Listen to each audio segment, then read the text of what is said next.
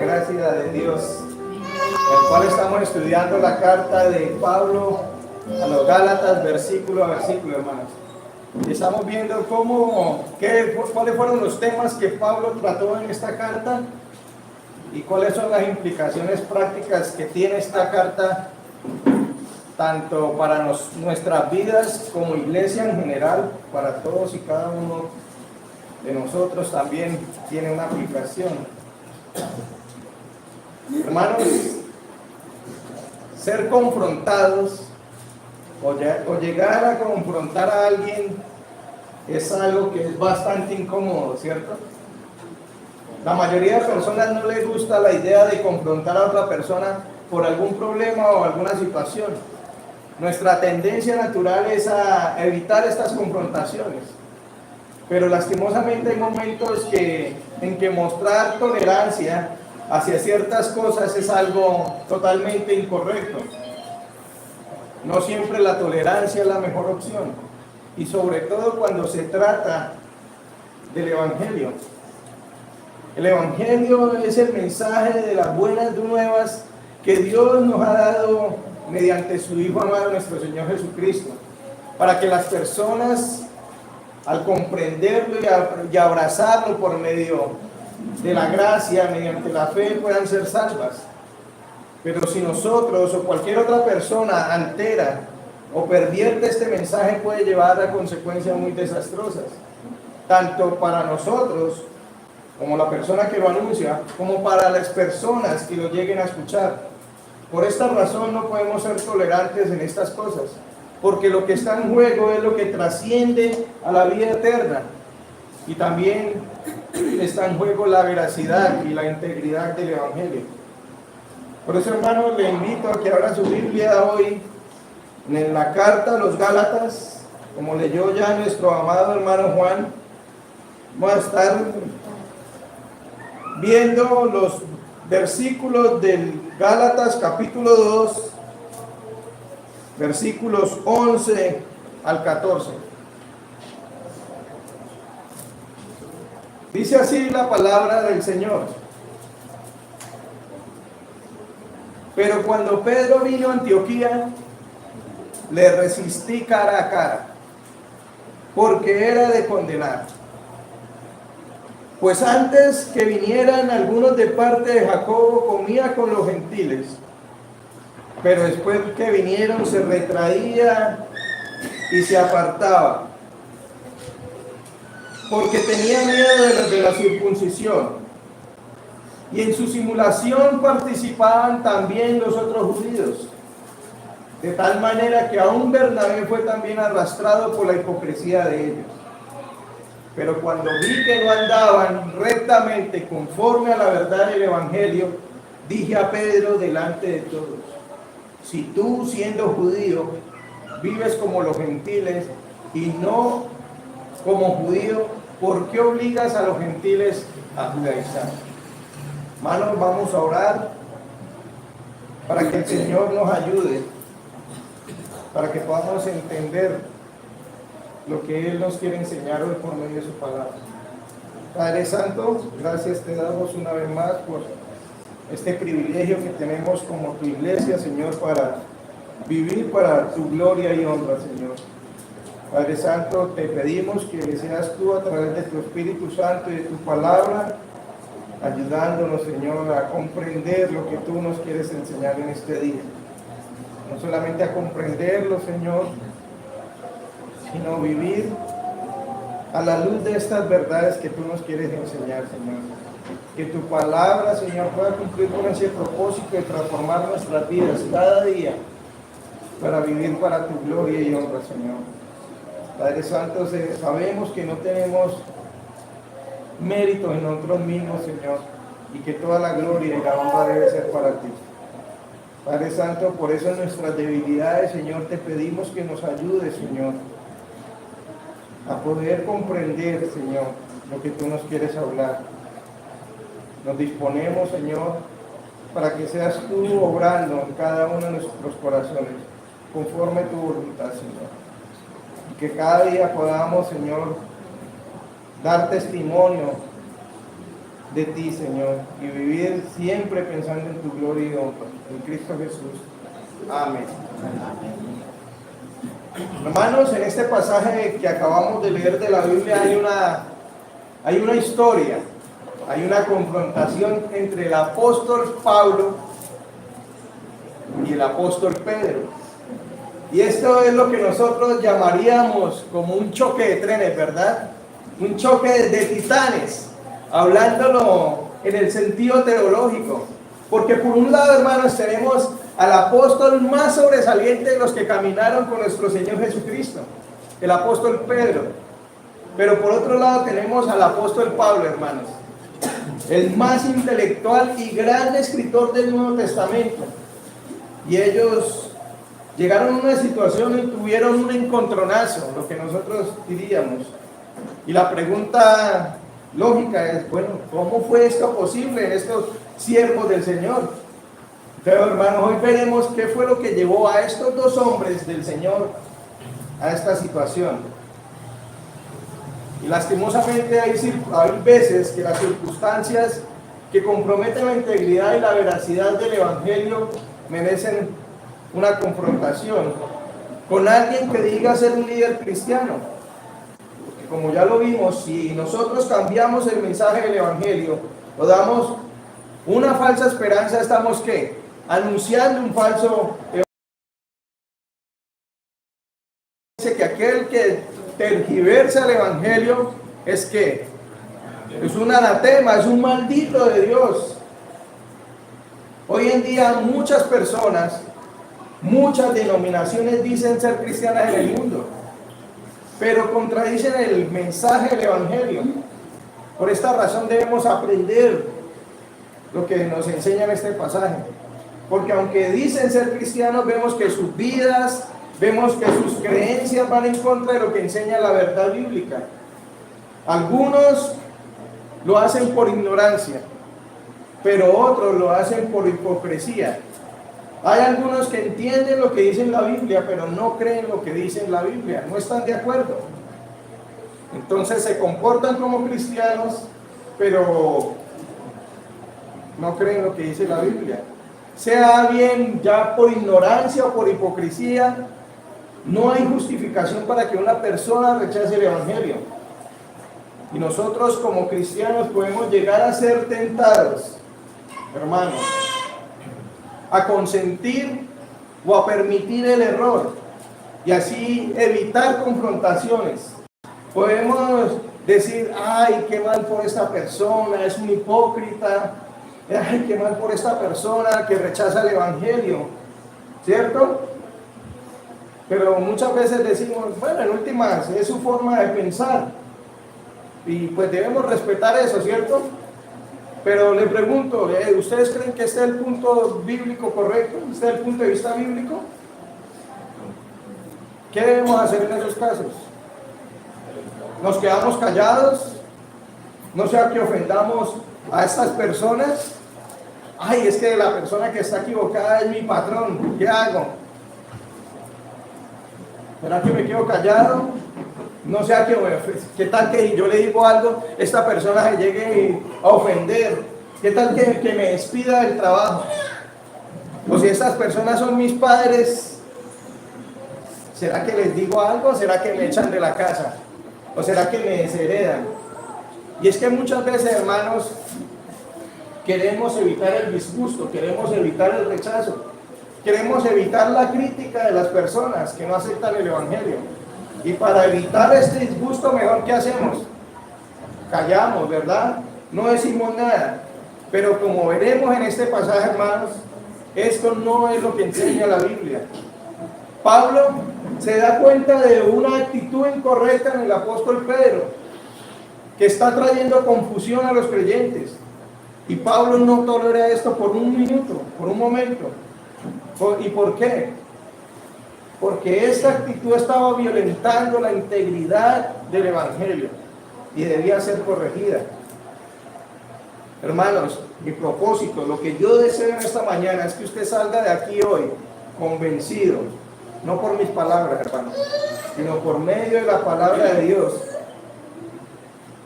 que no debemos temer confrontar el falso evangelio, o no debemos temer confrontar el pecado cuando así lo merite la ocasión. Y como les decía el domingo pasado, hermanos, es mejor ser divididos por la verdad que ser unidos por la mentira o tolerarla, por más mínima que sea esta mentira, por más mínimo que esta pueda llegar a ser. Esa es la forma de nosotros demostrar amor por los que están en el error. Y también es la forma de nosotros mostrar fidelidad al Evangelio. Incluso si esto implica ser despedidos, ser criticados, ser desheredados, incluso hasta muertos. Porque al único que nosotros debemos temer es ¿a quién? A Dios, no a los hombres.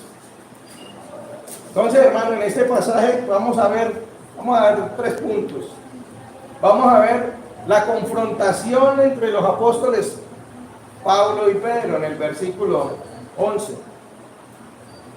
Veremos cuál fue la causa, la razón que llevó a esta confrontación. En el versículo 12, y veremos en el versículo 13 y 14 cómo se expresó el pecado y las consecuencias del pecado del apóstol Pedro. Dice así el versículo 11. Pero cuando Pedro vino a Antioquía, le resistí cara a cara, porque era de condenar. Y quiero que vaya por un momento ahí al versículo 14. Pero cuando vi que no andaban rectamente conforme a la verdad del Evangelio, dije a Pedro delante de todos. El apóstol Pablo ve una actitud reprochable en el apóstol Pedro, y él enseguida, ¿qué hace? Lo reprende delante de todos. Y recuerden cuál fue el motivo por el cual Pablo escribió esta carta a los Gálatas, hermanos. No pierda de vista esto. Él está atacando en la carta a los falsos maestros que habían entrado a las iglesias de la región de Galacia. Los falsos maestros llamados los judaizantes, que decían que al evangelio se le debían agregar las obras de la ley para poder alcanzar la salvación. Este era el problema de fondo que se estaba tratando en la carta. Pero Pablo, ¿qué hace? Una y otra vez refuta a estos falsos maestros y tumba todos los falsos argumentos que tenían, que ya hemos visto hasta hoy. ¿Lo recuerdan? Ellos estaban diciendo que Pablo no tenía ninguna autoridad como apóstol. Ellos estaban diciendo que Pablo no debía ser escuchado porque él había sido perseguidor, porque su vida pasada había sido terrible, que él quería arrasar con la iglesia, ¿verdad? Ellos estaban diciendo que Pablo no era un apóstol como los otros. Y fue tanto así el problema, hermanos, que como vimos en el sermón pasado, ellos tuvieron que ir a Jerusalén, tener un concilio para tratar este asunto. Pero aunque ya habían quedado las cosas claras en el concilio, hermanos, la carta a los Gálatas se escribió mucho tiempo después de este concilio en Jerusalén.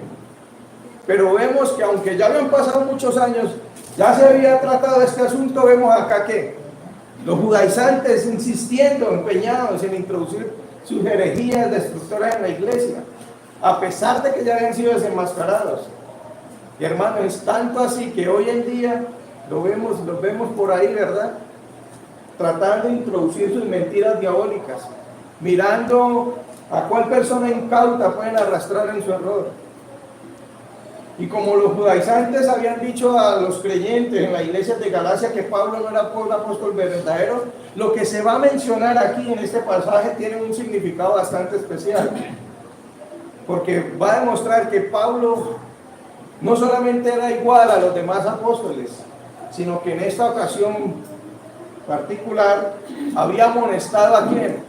A Pedro, quien era un reconocido líder entre los 12 apóstoles.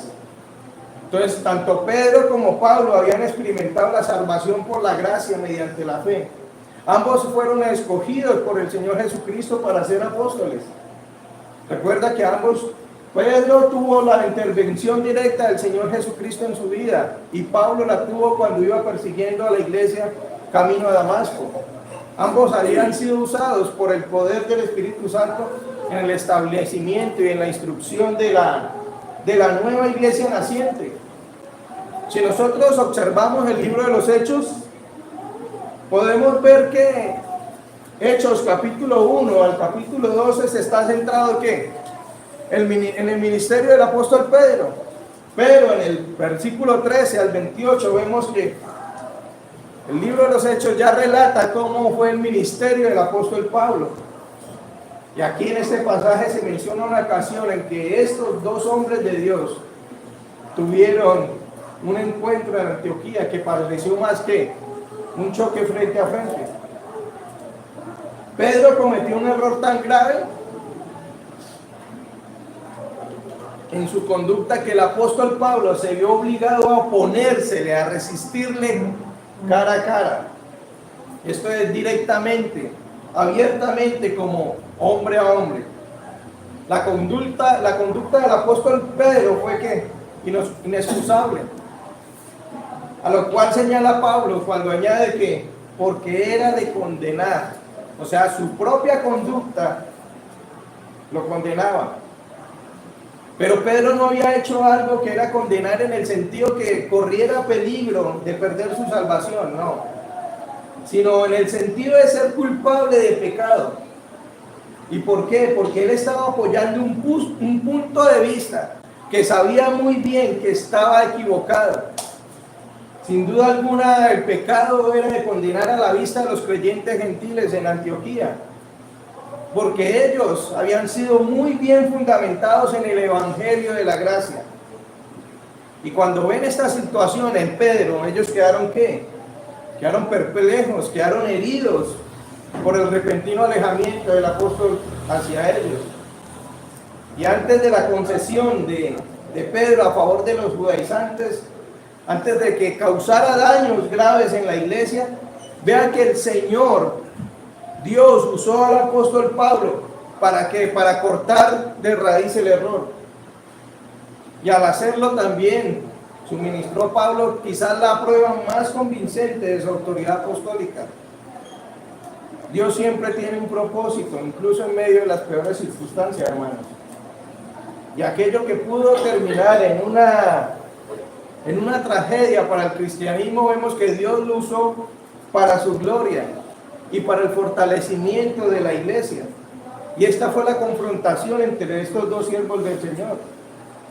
Pero veamos qué fue lo que llevó a Pablo a actuar de esta manera. Veamos cuál fue la causa o la razón de la confrontación.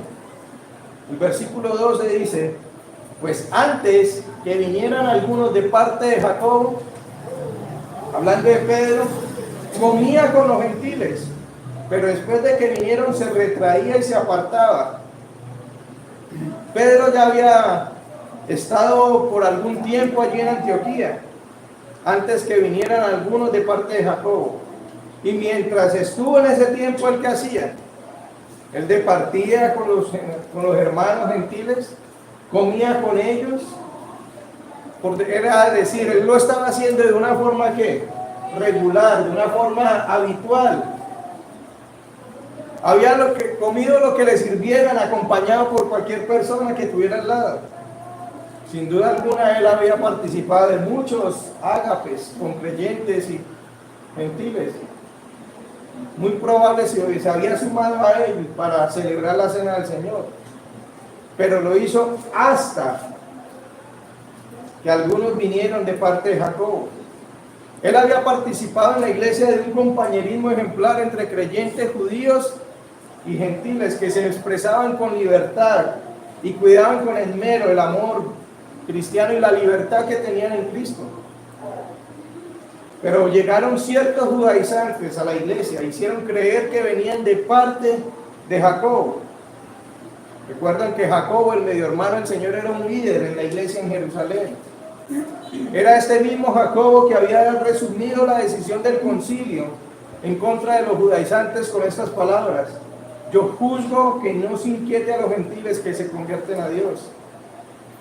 Estos hombres eran de la circuncisión y no solamente enseñaban un falso evangelio, sino que también traían credenciales falsas de un supuesto patrocinio de los apóstoles y ancianos de Jerusalén. Y hermano, y suponemos que Pedro tuvo cierta dificultad para abandonar su adherencia a los rituales y regulaciones de la ley mosaica que él había observado durante toda su vida. Y quizás de pronto le quedaban algunos prejuicios en contra de los gentiles. Y es que nosotros entendemos la libertad que nos ha traído Cristo con respecto a estas cosas. Y Pedro, hermanos, también la sabía. Pero debemos entender cuál era el trasfondo cultural de ellos en esa época. Pedro y los demás apóstoles, ¿quiénes eran? Judíos. Ellos eran judíos. Ellos guardaron las leyes judías por toda su vida. Y ellos estaban en un momento, en una etapa de transición. Y tal vez esto estaba trayendo choques dentro de su mente y dentro de sus corazones. Con respecto a la comida, con respecto a si debían participar en la comunión con otras personas que no fueran de su etnia. Y quiero que recuerden dos hechos en particular que nos muestran cómo era de fuerte estas situaciones. ¿Recuerdan cuando el Señor está en Samaria? Él desciende al pozo y viene una mujer y él le pide que a ella que le dé de beber, y ella queda asombrada. ¿Usted por qué le pide de beber? Y nos dice la Biblia que ella se asombra. ¿Por qué? Porque los judíos y los samaritanos, ¿qué? No se llevaban bien. Incluso los judíos, hermanos, con respecto a los gentiles, era tan fuerte la situación que los llamaban como a los gentiles. Perros los llamaban. Los llamaban perros a las personas que no eran de su etnia. Para ellos eran despreciables. Y tal vez esto aún habían residuos de estas cosas en la mente de Pedro, no lo podemos saber. Pero lo que sí sabemos es que Pedro sabía mejor que cualquier otra persona que en Cristo todos los alimentos eran puros y todos los creyentes eran iguales. Tal vez había escuchado a Jesús explicar que todo lo que de fuera que entra al hombre no le puede contaminar. ¿Por qué? Porque no entra en su corazón. Pero había experimentado la visión de los animales impuros. ¿Recuerdan cuando él está en Jope y ve descender el lienzo con los animales? Y era tanto así su celo que el Señor le dice, mata y come. Y el Señor, Pedro le dice, no, Señor, ninguna cosa impura ha entrado en mí. Él había visto cómo Cornelio había sido transformado por la verdad del Evangelio. Y él dice, en verdad comprendo que Dios no hace excepción de personas. Fue este mismo Pedro que en el concilio de Jerusalén se opuso con dureza a los judaizantes y les dijo, Dios conoce los corazones, y les dio testimonio a los gentiles, dándole el Espíritu Santo lo mismo que a nosotros. Era este Pedro, hermano, conocía muy bien las cosas, pero acá la pregunta es, ¿qué fue lo que motivó a Pedro? ¿Qué fue lo que lo llevó a actuar de semejante manera? No obstante, tan pronto como vinieron los judaizantes de Antioquía, dice el pasaje que Pedro, ¿qué hacía? Se retraía, se apartaba de los gentiles. ¿Por qué? Porque tenía miedo de los de la circuncisión. El retraimiento de Pedro fue gradual. En ese caso fue un alejamiento como solapado, con su consentimiento al ritualismo y al racismo de los judaizantes. Él empezó a apartarse de sus hermanos gentiles y dejó de aceptar sus invitaciones a comer. Encontró diversas excusas para no unirse a ellos en otras actividades, al tal punto que él, ¿qué hizo? Se apartó por completo. Pedro actuó motivado, ¿por qué? Por el miedo a los hombres. Pedro pensaba, bueno, ¿y qué van a decir de mí estos allá en Jerusalén? Yo comiendo cerdito, compartiendo con los hermanos. ¿Y qué tal si me sacan del liderazgo? ¿Qué tal si me rechazan? ¿Qué tal si esto? ¿Qué tal si lo otro? Hermanos, este mismo Pedro que se levantó fervoroso en medio del concilio en Jerusalén para condenar a los judaizantes. Ahora estaba Pedro teniendo miedo de ellos. Pedro no tenía miedo de los de la circuncisión en el sentido de que ellos pudieran amenazar su vida o su libertad. ¿Por qué? Porque los judaizantes, recuerden que ellos afirmaban por un lado ser ¿qué? Cristianos, abrazar el cristianismo. Por ende él no tenía miedo porque ellos no tenían ninguna autoridad de parte de las autoridades en Jerusalén. Él sabía que no lo podían arrestar o encarcelar o someter a muerte, así como los hombres que apedrearon a Esteban, o incluso como el mismo Pablo lo había hecho antes de su conversión. Lo máximo que hubieran podido haber hecho los judaizantes en contra de Pedro era ponerlo en ridículo, hablar mal de él en Jerusalén, como los otros judaizantes habían hablado mal del apóstol Pablo allí en Galacia. De eso sí tenía temor Pedro, de perder su popularidad, su prestigio ante un grupo de ¿qué? De hipócritas espirituales justos en su propia opinión y cuyas doctrinas eran herejes, cuyas tácticas eran engañosas. Y es que, hermanos, lamentablemente nosotros muchas veces actuamos de esa manera, ¿verdad? Es fácil ser cristiano acá en la iglesia, es fácil ser cristiano entre otros cristianos, pero muchas veces cuando salimos al mundo, cuando salimos a nuestros trabajos, nuestra familia, nuestro grupo de amigos, podemos caer en ese temor, en el temor de los hombres, y nos terminamos volviendo cristianos tipo James Bond. Nadie sabe que yo soy cristiano. Nos llenamos de miedo, de temor a los hombres.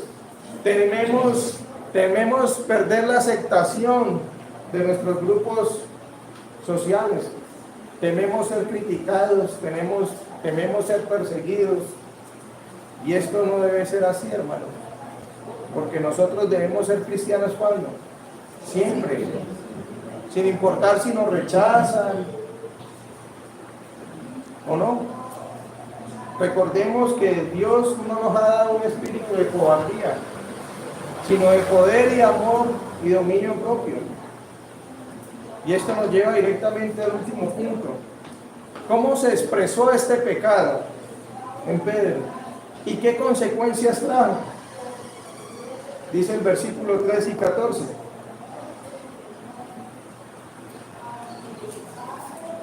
Y en su simulación participaban también los otros judíos, de tal manera que aun Bernabé también fue arrastrado por la hipocresía de ellos. Pero cuando vi que no andaban rectamente conforme a la verdad del Evangelio, dije a Pedro delante de todos: si tú, siendo judío, vives como los gentiles y no como judío, ¿por qué obligas a los gentiles a judaizar? Entonces Pedro no solamente se apartó de los creyentes judíos, sino que con su mal ejemplo indujo de manera indirecta ¿a quiénes? A otros judíos, los cuales también participaban en su simulación. La separación fue tan extensa, fue tan influyente, que aún el piadoso Bernabé, que en aquel entonces era un pastor en la iglesia en Antioquía, fue arrastrado también por ese pecado. Bernabé, que se nos dice la Biblia que era llamado así porque era hijo de ¿qué? De consolación. Este mismo Bernabé, que era poderoso en las escrituras, hermanos, fue arrastrado por el pecado de ¿quién? De Pedro. Pablo y Bernabé acababan de terminar su primer viaje apostólico, su primer viaje misionero, y había sido un viaje fructífero. Habían ido juntos al concilio de Jerusalén, como lo vimos la vez pasada, y ahora estaban ejerciendo el pastorado allí en la iglesia de Antioquía. Pablo y Bernabé habían orado juntos, ministrado juntos, sufrido juntos, eran los mejores amigos, tenían un profundo amor mutuo. Fue Bernabé quien se hizo amigo de Pablo antes que nadie y lo defendió allí en Jerusalén, poco después de su conversión. Y Piensen esto, hermanos, ¿cuántas veces no habría oído Bernabé el evangelio de la gracia predicado por el apóstol Pablo? Incluso, ¿cuántas veces él mismo no habría predicado este evangelio? Y a pesar de todo esto, Bernabé también fue arrastrado por la hipocresía legalista del apóstol Pedro y los otros. Hermanos, el apóstol Pedro fue un líder por naturaleza y sus acciones públicas siempre implicaron que otras personas siguieran su ejemplo. Pero lastimosamente en aquellas ocasiones en que Pedro actuó por su propia sabiduría, el resultado fue trágico. Y siempre que otros creyentes pusieron su fe en él como ser humano, la tragedia se complicó todavía más. Y este es el caso que estamos viendo acá. El efecto que tuvo sus acciones dentro de la iglesia en Antioquía fue que desastroso. Y el término que se traduce aquí, hipocresía, se refiere o tiene en su origen a en un actor de teatro que se pone una máscara para indicar un estado de ánimo en particular o un tipo de personaje. Un hipócrita es alguien que al igual que un actor de teatro, enmascara su verdadera identidad. Pedro y los demás judíos creyentes le acompañaron en su retraimiento.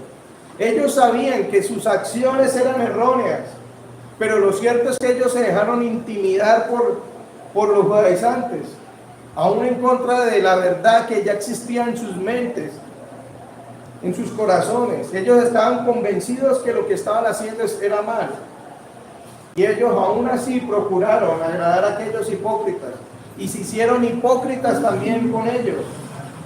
Y con esto lastimaron en lo profundo a los hermanos gentiles y a su Señor.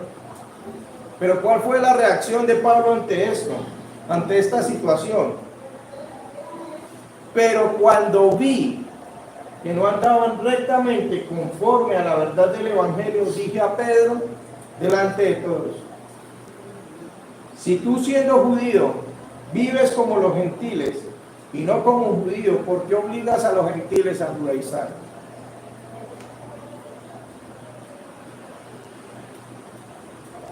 Las acciones de Pedro y Bernabé y los otros judíos creyentes en Antioquía no solamente fueron cuestión de una hipocresía personal. Su concesión frente a los judaizantes mediante el mal ejemplo causó rupturas, causó división dentro de la iglesia. Y el hecho de que Bernabé y Pedro fueran líderes espirituales, esto empeoró mucho más las cosas, a un grado que inmesurable. Durante años ellos habían estado enseñando la salvación solo por la fe. Habían ejemplificado tales enseñanzas en sus propias vidas. La iglesia en Antioquía, hermanos, se había convertido en una iglesia modelo en compañerismo y en armonía entre hermanos judíos y gentiles. Y casi de la noche a la mañana se habían convertido ¿en qué? En todo lo contrario. Y como ya lo dije, hermano, lo más probable es que el apartamiento de Pedro y los creyentes judíos fue gradual, poco a poco. Pero inmediatamente, como Pablo ve esta situación que estaba sucediendo, él reaccionó de inmediato en su contra. Y cuando vio que no andaban rectamente conforme a la verdad del Evangelio, ¿qué hizo? Procedió a amonestar a Pedro. Como apóstol, Pedro tenía que responder por todos, y fue su ejemplo equivocado que impulsó a los demás en la hipocresía destructiva. Dice que no andaban rectamente, y esta palabra es de donde viene nuestra palabra aquí que conocemos como ortopedia. Está compuesta de la palabra ortos, que es caminar derecho, y pie, significa andar bien. Y un erudito bíblico traduce así el versículo 14: no andaban por el camino recto hacia la verdad. Entonces, al apartarse de sus hermanos gentiles, Pedro y los demás dejaron de caminar conforme a la verdad bíblica y empezaron a caminar ¿qué? en una senda torcida. Y puesto que la ofensa que Pedro hizo fue pública, Pablo lo amonestó como públicamente delante de todos. Y así de esta manera desenmascaró su hipocresía delante de la congregación. Cada creyente en Antioquía, y sin duda muchos no creyentes, sabían que Pedro había dejado de asociarse con los gentiles, como antes lo había hecho, de una manera libre y una manera espontánea, a causa del temor. Agustín de Hipona dijo: de nada sirve corregir en secreto un error cometido en público, a no ser de que un pecado de un creyente sea público, debe ser tratado también en público. ¿Y por qué? Porque la gente va a pensar que la iglesia no toma en serio el pecado. Y si no se corrige un pecado público, en lo público, se pensará que la iglesia lo está aprobando. Una iglesia que no disciplina a sus miembros que pecan, sea el que sea, incluso los miembros más sobresalientes, es una iglesia que pierde su credibilidad, porque no toma en serio sus propias doctrinas y los propios parámetros. Es como un niño que es indisciplinado y que no se le corrige. Al poco tiempo va a pensar o concluir que lo que dice su padre no tiene ningún tipo de importancia, ¿verdad? Incluso Pablo describe a su hijo Timoteo acerca de esto. Dice: tras haberse usted asegurado por medio de varios testigos de una acusación contra un anciano, ¿qué le dice? Repréndalo delante de todos. ¿Para qué? Para que los demás teman también.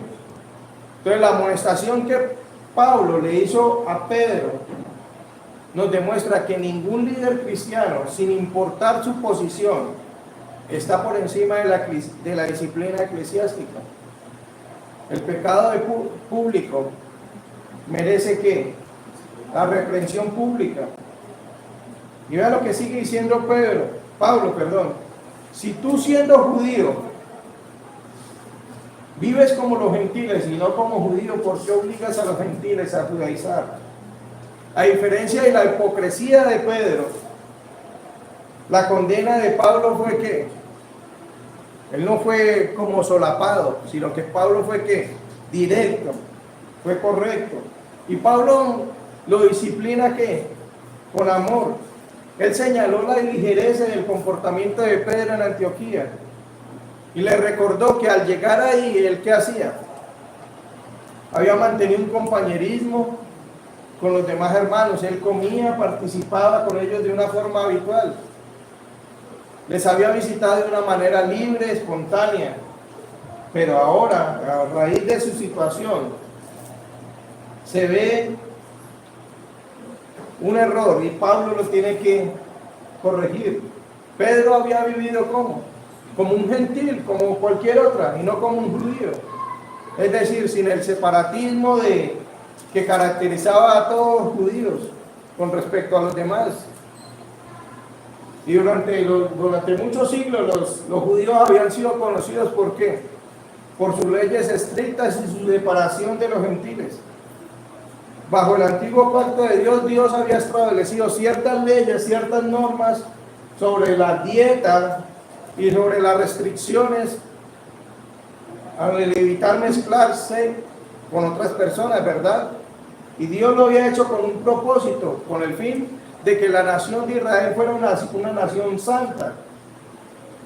Pero esto había quedado abolido por medio de Cristo.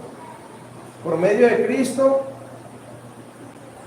ahora tenemos ciertas libertades, hermanos, pero como dijimos, no tenemos libertad para vivir como nosotros querramos. Y no obstante, bajo la influencia de los judaizantes, en Antioquía el apóstol, ¿qué hizo? Tropezó y recayó en los prejuicios de su vida antigua. Tan pronto soplaron los vientos del legalismo, Pedro se dejó arrastrar por esto. Y hermanos, Pablo no tenía ninguna intención ni deseo alguno de enseñorearse de Pedro. o con el fin de elevar su reputación a costa de otras personas. Lo que motivó no fue humillar a Pedro, sino corregirlo en su error, porque esto había ocasionado la caída de muchos otros creyentes que siguieron su mal ejemplo. El apóstol no podía tolerar estas cosas. ¿Por qué? Porque estaba amenazando la integridad del evangelio. Y en particular si esta amenaza provenía de un líder destacado, como lo fue el apóstol Pedro. Pero hermanos, ¿qué implicaciones tiene esto para nosotros? Para nuestras vidas aquí y ahora. La primera, hermanos, es que la Biblia enseña claramente que el que está firme, mire que no caiga. Vemos en este pasaje, hermanos, cómo el apóstol Pedro, que era un líder dentro del grupo apostólico, vemos cómo Bernabé, que se dice que era poderoso en las escrituras, vemos cómo hombres destacados dentro del Nuevo Testamento cayeron, hermanos. Y si esto fue de ellos, ¿qué de nosotros? Esto, hermanos, nos debe impulsar a tener un pensamiento humilde dentro de nosotros. No creernos más que los demás, porque nosotros no estábamos exentos de caer. El único cristiano que no vuelve a pecar, ¿sabe cuál es? El que muere y está con el Señor, hermanos. De resto, todos estamos expuestos al pecado. Estamos expuestos a caer, hermanos. Porque nosotros no somos los supercristianos. Esto lo podemos aprender de este pasaje. No somos supercristianos, hermanos. Somos débiles. Otra cosa que podemos aprender de esta situación, hermanos, nos debe llevar a depender mucho más del Señor y estar alertas contra el pecado. Y no solamente esto, hermanos, sino pensar.